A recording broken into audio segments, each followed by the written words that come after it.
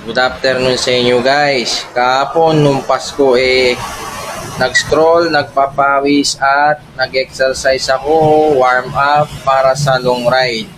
Ngayon quick spin lang ito pero warm up na rin. Balikan lang naman ito at hindi rin ako masyadong magtatagal. Uwian lang to. Pupunta lang naman ako sa Tagumbao Bridge kung saan nagsimula ang aking cycling journey. At ito ang aking bike. Lagi kong pinapanatiling malinis yan. O sige na, huwag na natin itong patagalin. Mag-ride out na tayo. Let's go!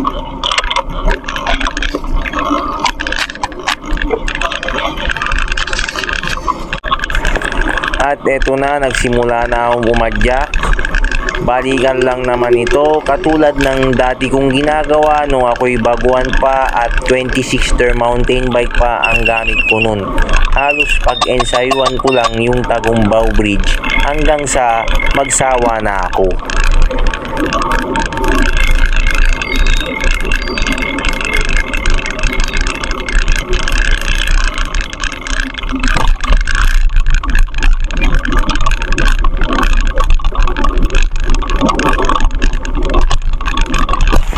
At dahil may mga sagabal na sasakyan kanina, kumanan na ako dito at dito na ako lumusot tapos kaliwa palabas ng Barangay Pinasling.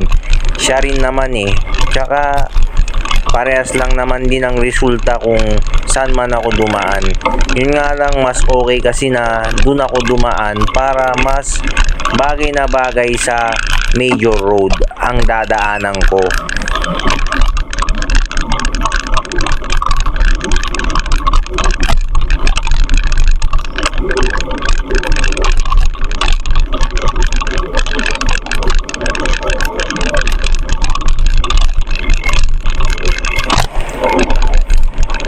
Kakaliwa ako tapos kakanan ako sa Pinasling, dire-diretso na yon hanggang Tagumbao Bridge.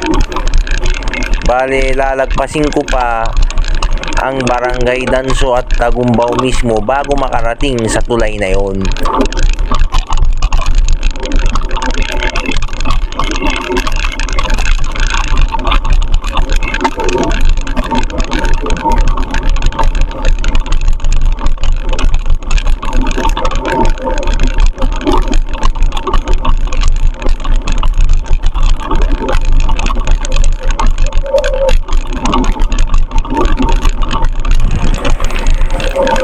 Tinatawag ko na itong Barangay Pinasling. Sanay na rin naman na ako dito at hindi na rin bago sa akin. Kaya nga pang-ensayuan ko na lang or pang-warm up na lang. Pero kadalasan naman ng long rides ko wala namang ensayo. Yun nga lang, mas maganda na yung pinaghahandaan kesa ibanat agad ang katawan. Baka ang labas mo pa may yabang ka sa katawan. Kaya mainam na kondisyonin pa rin ang katawan, lalo na kapag ikaw ay nagkakaedad na.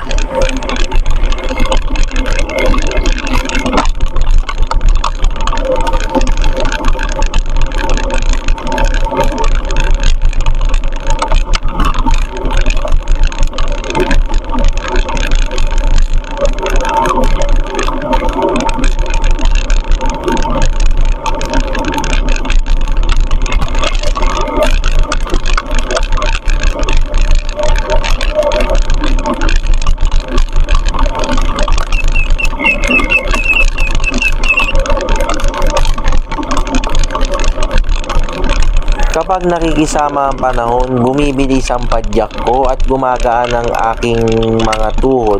Hindi nabibigatan dahil hindi naman sumasalubong ang hangin. Yun kasi ang mahirap, kapag pasalubong sa'yo ang hangin, hindi ka makakahataw. Lalo na kung naka-high gear ka. Ang bigat padyakin at magiging takbong pagong ka lang nun. Pero buti naman bagay na mag-quick spin ako sa mga oras na ito. Di rin naman ako umabot ng 1 oras sa pagpadyak.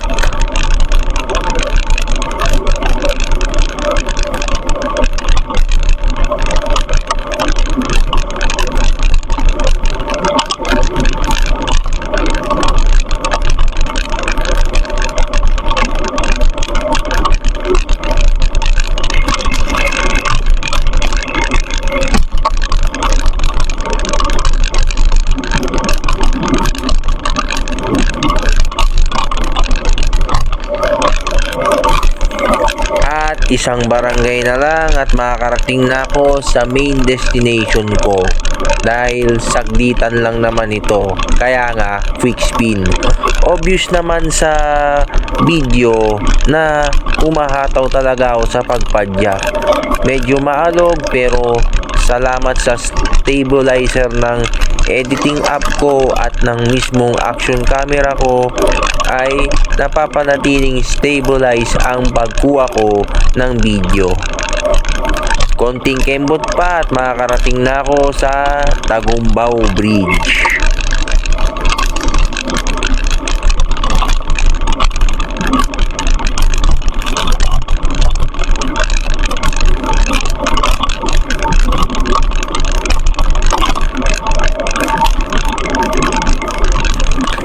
Hataw na hataw pa lang, kitang-kita pa lang sa galaw at kuha ng video na nag-i-sprint na ako kahit mountain bike ang gamit ko.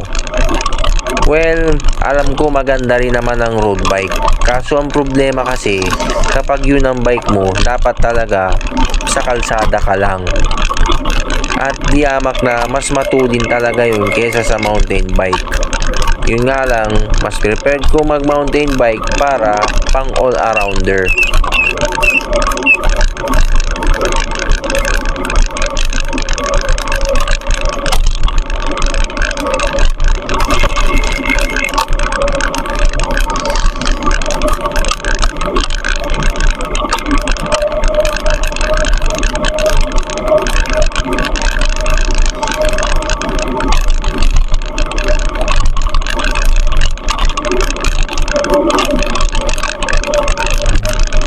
Napakaganda talaga ng view kapag pumapadyak ka sa bukirin.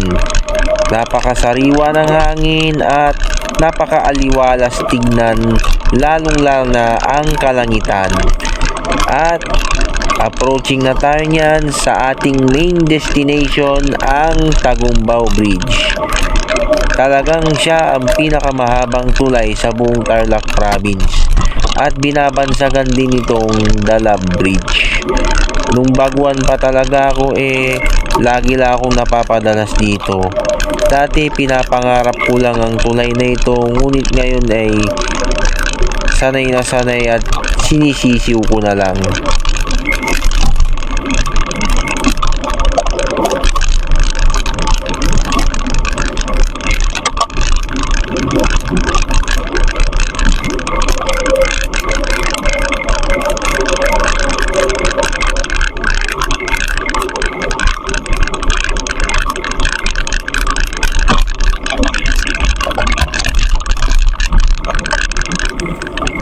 Ang dating pinapangarap ko ngayon ay basic na lang.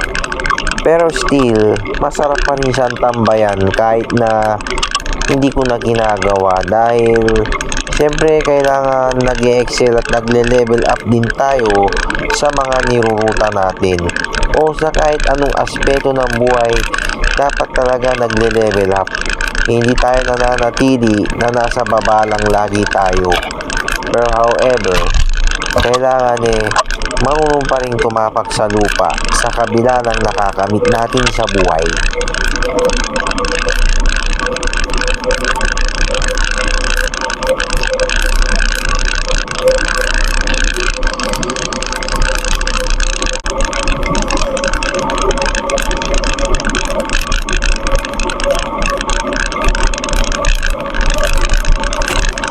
I-reminisce ko lang din na dito ko naging beginner sa tulay na ito sa pagbibisikleta.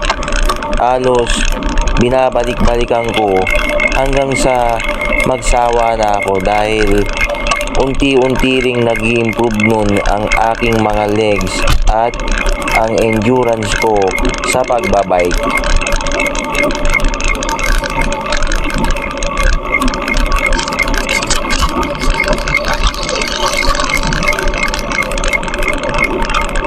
Nandito na ako sa Tagumbao Bridge kung saan nagsimula ang aking cycling journey. Ito ang pinakamahabang tulay sa probinsya ng Tarlac. Medyo mainit. Which pin lang naman ito, hindi ako masyado magtatagal at magtatatambay dito. Konting papawis lang. Ayan ang aking bike. Yan o. Pero napakita ko rin sa inyo ang mga view dito. Ito ang view sa Tagumbao Bridge.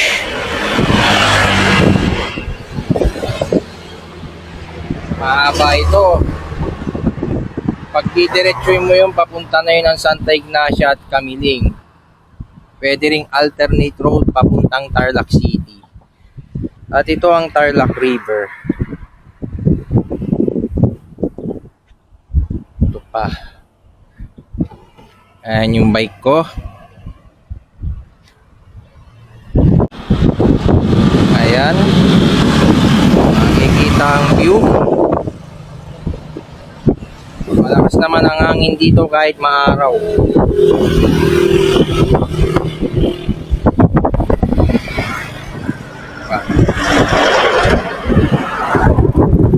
Ayan yung bike ko. At maya konti lalarga na papalik ng bahay. Quick spin lang ito.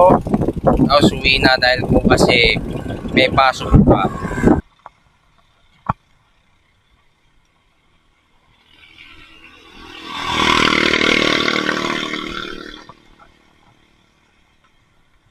Eto na, pauwi na ako. Pawis na pawis din ako dyan dahil tirik na tirik ang araw. Pero at least nakapag quick spin din. At nilagay ko na sa chest strap ang posisyon ng aking action camera para paiba-iba rin ang point of view. Mabilis ang padyakan lang naman ito at ilang kilometro lang naman mula sa bahay hanggang dito sa tulay na ito. Mga nasa 6 kilometers lang. Sinlayo ng mula Herona, Tarlac to Pura, Tarlac.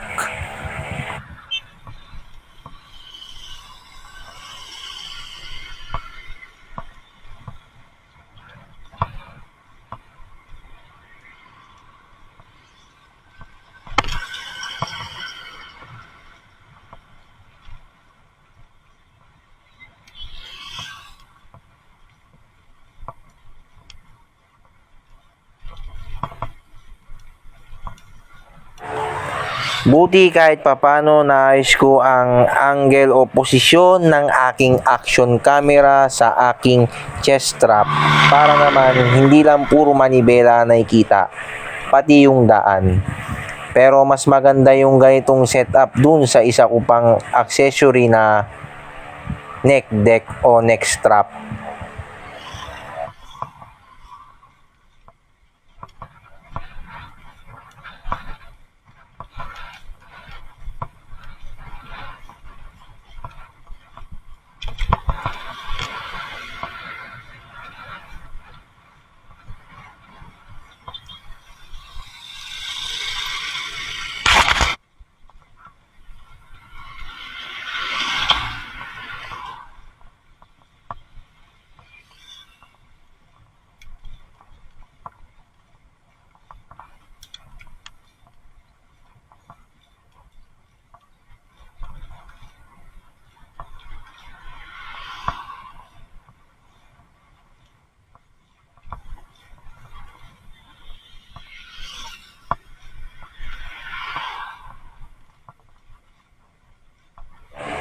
Dadaanan ko lang naman ulit yung mga 3 barangay na dinaanan ko bago makarating sa tulay na yon.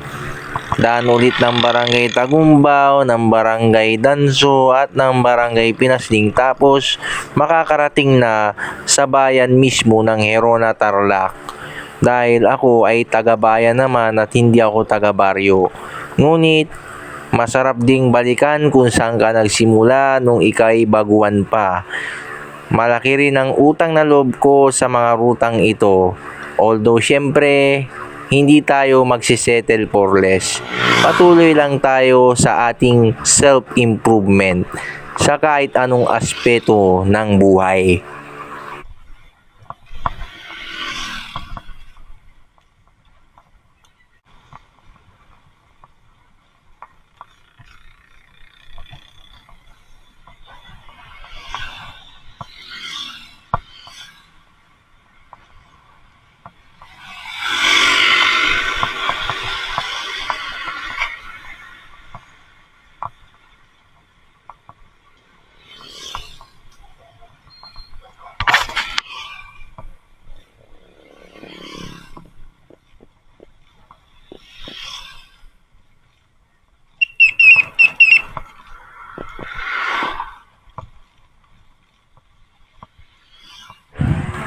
Nagsawa lang naman ako sa short ride dahil hindi ko nararamdaman na nagkakaroon ako ng improvement at growth bilang isang siklista.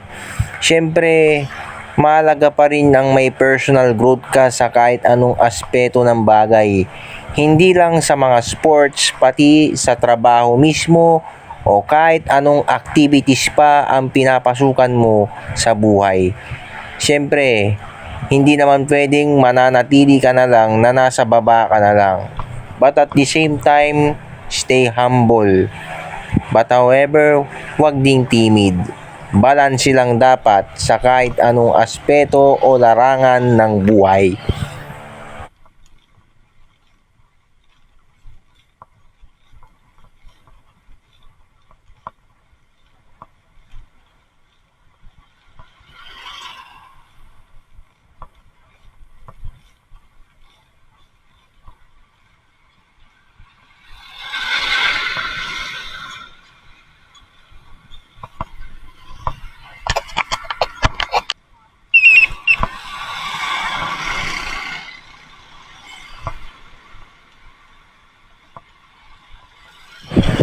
At ayan, sa wakas, isang barangay na lang at malapit na ako sa town proper ng Irona, Tarlac.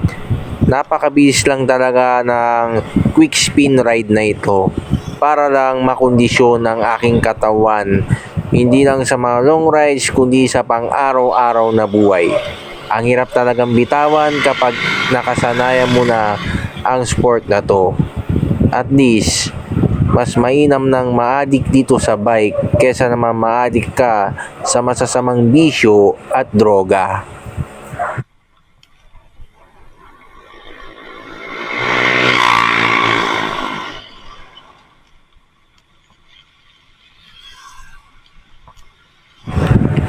Kahit maraming nagmomotor o kahit gusto ko ring matutong magmotor, hindi ko pa rin kayang ipagpalit itong pagbibisikleta. Iba kasi ang benefits na nakukuha mo kapag ito ang gamit mo sa iyong paglalakbay. However, mas safe pa nga rin naman ito kesa sa motor. Ang motor kasi, aminin man natin o hindi, takaw aksidente talaga yan. Kahit gaano ka pa kaingat.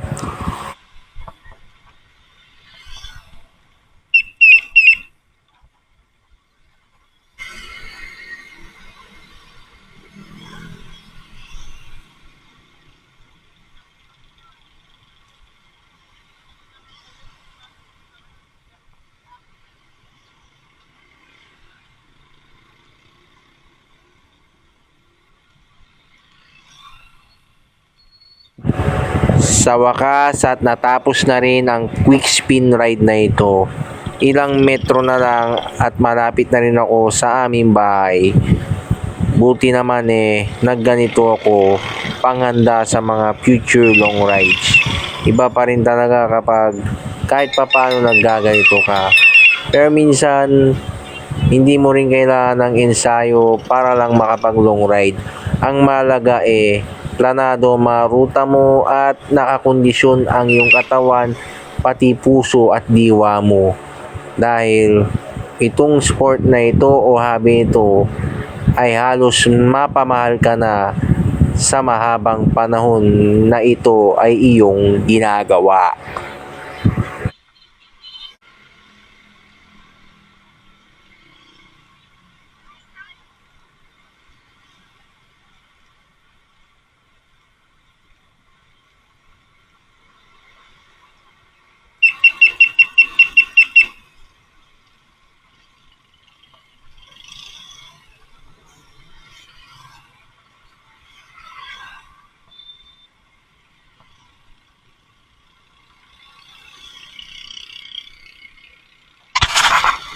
At ito na, nakauwi na ako sa bahay.